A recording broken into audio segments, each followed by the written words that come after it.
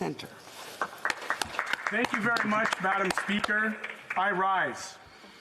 I rise in humility, Madam Speaker, humbled by the confidence that my constituents and neighbours placed in me to be here today, to continue to carry on the working class values of Hamilton Centre that have been brought to this House by my predecessor, the always honourable Mr. David Christopherson, who exemplified the nobility of public service and of which I hope to emulate and pursue here in my work in this House.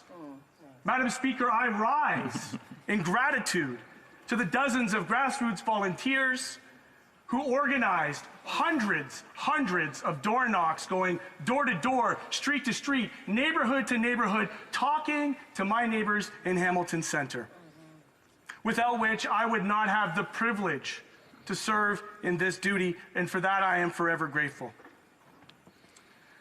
Madam Speaker, I rise to share the sentiments of the leaders that we've heard here today, talking about the importance of being a parent in this House. I rise to give thanks and gratitude to my incredible spouse, who has been there from day one to support me, and to all the spouses in this House, Madam Speaker, who sacrifice and bear the brunt at home so we can be here in this House. I rise for my son, at 3 years old, who is excited to see Daddy's new place of work. Madam Speaker, the most sacred time in my day, it starts around 7 o'clock when I put my son down to sleep. And I read him those bedtime stories, Madam Speaker, that try to endue him with the characteristics for the person that I want to see him grow up to be. That try to share with him and teach him the values that I want to see this country grow up in. Madam Speaker, my son's name is Langston. And in his namesake, I am reminded about the poem, A Dream Deferred. Madam Speaker, in the words of the throne speech, we have heard the aspirations expressed to this government. And we have heard them before, as we did in 2015. The question is this also going to be a dream deferred? We have heard today, Madam Speaker, many people talk about the divisive nature of our society right now, and some would try to frame it as it being about East versus West. Madam Speaker, I would agree that there is division in this country, but it is not a geographic division. It is between the ultra-wealthy and the working class, Madam Speaker. Madam Speaker, I rise because I can tell you as a former city councillor, a very proud city councillor in Hamilton, I represented Ward 3. And I would often say that my ward is to Hamilton what Hamilton is to the rest of the country. That when times were good, our steel sector literally built this country. The working class people had enough to provide for their families. They had benefits and pensions that they could rely on. But through some of our free trade deals, we saw these jobs shipped overseas to districts that had lax environmental regulations and lower wages. Well, we've seen a bit of a resurgence in our city. We've also seen recently the erosion of our manufacturing sector when you look at the loss of a company like Hamilton Specialty Bar, bankrupted by Bain Capital. Generations of workers left without the opportunity to provide their families with good benefits and pensions. I stand here for those workers. I stand here today for the water protectors in our city, Madam Speaker, who are protecting and holding accountable the degradation of our Hamilton Harbor through a recent spill that we had. I stand here today for the youth, for Fridays for the Future, our students who campaign on the urgency of climate change. These youth will not accept words. These youth want action now. I stand here today for organizations like the Hamilton Center for Civic Inclusion, an organization I am very proud to represent, Madam Speaker, who stand on the front lines against the rise of growing white supremacy and far-right organizing in our city. I am here for the Disability Justice Network, who are fighting for the most vulnerable in this country. Madam Speaker, I'm here for groups like SASHA, the Sexual Assault Network, who are fighting for women.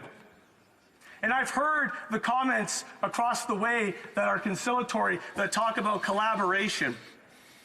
And I would like to put to them that if we want to close that division, that profound inequality that we see in this country, we only have to look to the wealthiest 87 families, who from 2012 to 2016 amassed $800 million in wealth, Madam Speaker, who have more wealth than the 12 million lowest earning Canadians.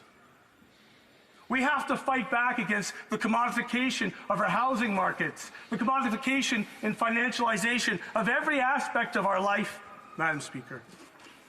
And so is in the spirit of cooperation and conciliation with my friends across the way that I would like to move a sub-amendment, seconded by the member from London Fanshawe, to the throne speech, that the amendment be amended by A, replacing the words tax relief for Canadians with a path to a balanced budget with the words making Canada's millionaires, billionaires, and biggest corporations pay their fair share, ensuring that we can fund critical services and make needed investments in the long term. B, by adding the word potential to the words including building 500,000 affordable homes and expanding healthcare to include universal public pharmacare programs and a national dental care program. C, by adding the words climate change, adding after the words climate change, the words with a bold plan, including stronger targets and eliminating subsidies to big polluters who are already profitable. Subsection 5, by addressing the raising cost of living, by taking on the big telecom companies to bring down the cost of phone and internet services that families and small businesses need. D, by replacing the words regimes in Moscow and Beijing and protecting Canadian sovereignty in the Arctic with the words climate crisis and the rise of the far-right extremist leaders.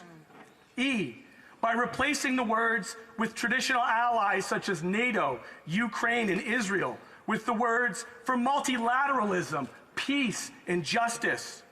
F, replacing the words strengthening the relationships with our largest trading partners with the words ensuring that any future trade deal is fair for workers, people, and our environment. And G, deleting all the words after the words unity crisis, which requires, and substituting it with the following.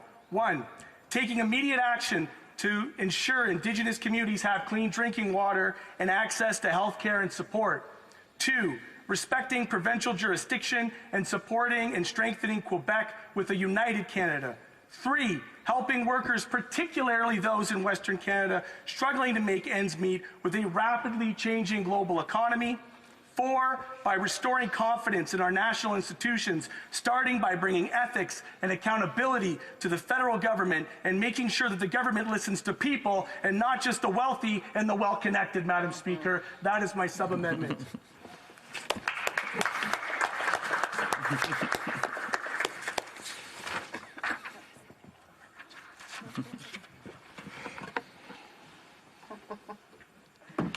Fun.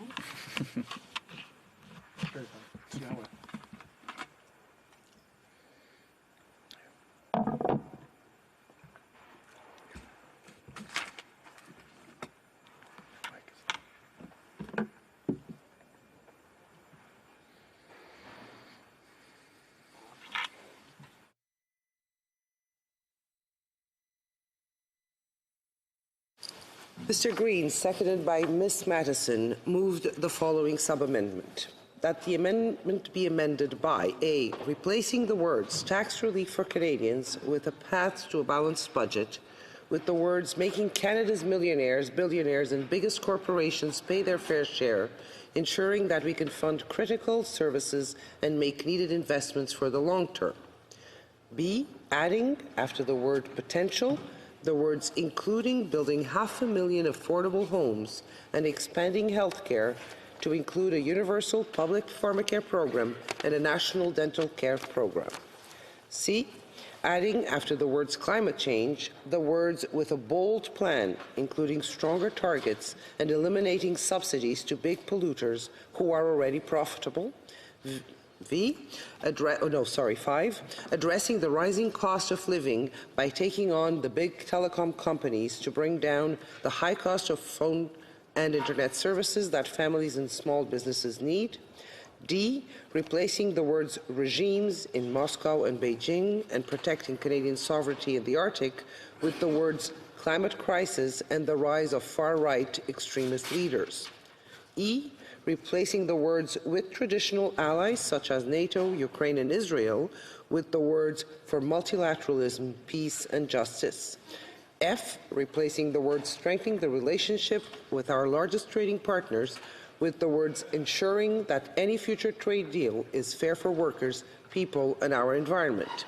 G. Deleting all of the words after the words unity, crisis, which requires, and substituting the following. Taking immediate action to ensure Indigenous communities have clean drinking water and access to health care and support. 2. Respecting provincial jurisdiction and supporting a strengthened Quebec within a united Canada. 3. Helping workers, particularly those in Western Canada, struggling to make ends meet within a rapidly changing global economy. 4. Restoring confidence in our national institutions, starting by bringing ethics and accountability to the federal government and making sure that the government listens to people and not just to the wealthy and the well-connected. The sub-amendment is in order. Questions and comments? The Honourable Member for Spadina East. Fort York, sorry. Thank you very much. I'd like to welcome the member. It's always good to see former city councillors on the floor of the House speaking to the issues that matter to municipalities. And housing was one of the issues that was referenced in the amendments that was just tabled. And I've read the paragraph in the NDP platform on housing and was always curious as a former councillor. It required a third matching funding. The 500,000 homes were going to be built. There's no mention of how they'll be financed, but at an average cost of $360,000, that's a $180 billion program. And if a third has to come from municipalities, which is the NDP platform, the $60 billion, is he aware of cities that have that $60 billion financial capacity and how those cities would come up with $60 billion? To put it in context, about a third of any federal program comes to Ontario. That's $60 billion alone for Ontario. That means for Toronto, that's a $30 billion program that he's proposing, which will require the City of Toronto to come up with $10 billion, an extra $1 billion a year on top of their tax base in order to fulfill the NDP's pledge as mandated by their platform. Does the member opposite think the City of Toronto has an extra $1 billion lying about? And if they do, why aren't they building housing now with it? The Honourable Member for London Fanshawe. Thank you very much, Madam Speaker. I do appreciate the question. The former city councillor will know that under this current national housing strategy, their money doesn't really flow until 2024. So if Toronto had the capacity to build now, they would be building now. But you're quite right. In our platform, it actually does not specify a third. That's under this national housing strategy that they have right now, which, quite frankly, Madam Speaker, only has given a paltry $2.5 billion to social housing, because it is true that municipalities cannot continue to afford to download onto the tax levy what is a national responsibility. So to have the member stand and rise on the national platform that is in fact spending 19% less than the Conservatives at their peak is a very interesting proposition to make. So for us, we're looking to get action now. This can no longer be a dream deferred for the millions of people across the country who are in serious core housing need, Madam Speaker. I'm talking about in Hamilton, we can simultaneously have record numbers of building permits and cranes dotting the sky while simultaneously having record numbers of people living in the streets, Madam Speaker. We have heard this government talk about lifting people out of poverty. My question is where? Who are those people? Because they certainly don't live in Hamilton Centre. The Honourable Member for Vancouver. Sorry, again. Mr. Manley. Mr. Murray? No, but she's first, yeah. Sorry, Vancouver. East. Vancouver East. I will get it. Vancouver East. Thank you. Thank you very much. I know it's short and it's simple. Vancouver East, Van East, if you like, too, Madam Speaker.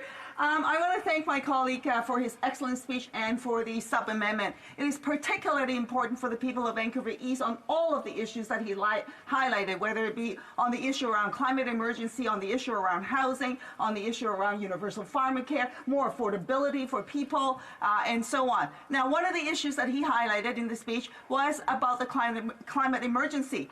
And often people will say that the government will say, in fact, we saw in the throne speech that they are going to be dealing with this issue. But yet, this is a government that actually bought a pipeline. This is a government that has actually not tackled the subsidies for the fossil fuel industry. We know, according to the IMF, that to the tune of $60 billion every year is how much Canada is subsidizing the fossil fuel industry. We know that the government is not tackling the loopholes with respect to the tax loopholes for the wealthiest and the biggest corporations. If they did that, we could actually save some $10 billion per year. And so my question to my colleague is this. Would he advocate for the government to once and for all to take the climate emergency seriously and first and foremost undertake action to reduce the subsidies for the fossil fuel industry? For Hamilton Centre. Much, Madam Speaker, and what an incredible question. I have to say that not only will we advocate for it, but if you were to look at the amount of money that are put into subsidies for oil and gas, if we can imagine a compelling alternative for transit to shift to a carbon-free economy, we only have to look to our national transit strategy that would offer predictable and sustainable operational funding to public transit that would be expanded, not just east and west, Madam Speaker, but also north and south. We have heard quite compelling stories around missing and murdered Indigenous women, and we know that if we provide north and south connectivity between isolated communities through good, public, reliable, safe public transit, Madam Speaker, that we can reduce those highways of tears. And so not only is this just a shift from subsidies, but we have the money there that we can invest in a very ambitious nationalized transit strategy, Madam Speaker.